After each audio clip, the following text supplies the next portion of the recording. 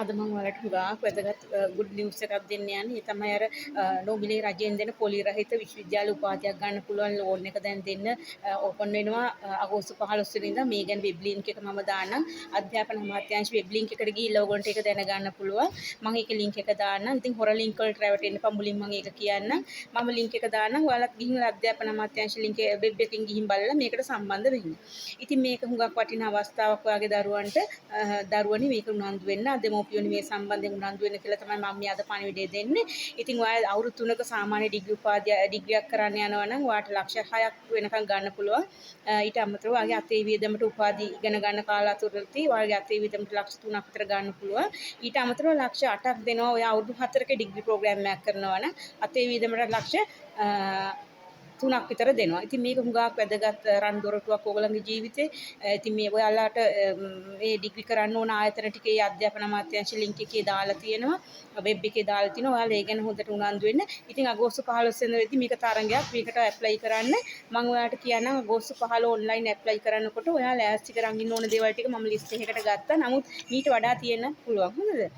එතකොට ඔයාගේ A level result sheet එක ඕනේ. ඒක ස්කෑන් කරලා කොපි එකක් විදිහට තියාගන්න identity card එක.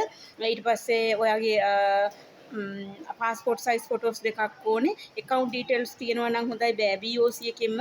මොකද ඒක රජෙන් ඉතින් දෙන්නේ. එතකොට විශ්වවිද්‍යාලයට ඔයාලා ඔය තීරණා කියලා අර කියන්නේ මේ ඒකනේ මොන හරි තියෙනවා නම් ඒව ලෑස්ති කරගන්න. මෙතන ඊළඟට වැදගත්ම දේ තමයි ගැරන්ටර්ස්ලා දෙන්නෙක් ඕනේ. ඒ දෙන පවුලේ දෙන්නෙක් තමයි ගන්නෙ. ඉතින් මේ සම්බන්ධයෙන් විස්තර ඕන තරම් තියෙනවා වෙබ් ලින්ක් එකට ගිහිල්ලා බලලා කියවලා අවබෝධයක් ගන්න. ඇත්තටම ඔයාලට ඒ සම්බන්ධයෙන් දැනුවත් වෙන්නත් පුළුවන් අධ්‍යාපන අමාත්‍යාංශ වෙබ් එකකින් ගිහිල්ලා ඒවට කෝල් කරලා වුණා. නමුත් දැම්ම මේපා අගෝස්තු 15 වෙනිදා ඕපන් ඔන්ලයින් එක ඉස්සෙල්ලාම දාන්න. හරි තොරතුරු ටික හරියටම දාන්න. දාලි විදලා ඔයාලා මේක හරියට කරගන්න. ඉතින් මම සුබපතනවා මේ වටිනා අවස්ථාවල් අපේ කාලේ තිබ්බේ නැහැ. ඉතින් මේ අවස්ථාවෙන් පරිම ප්‍රයෝජනය ගන්න. ඔයාලා මේකේ සල්ලි ගෙවන්න ඕනේ නැහැ.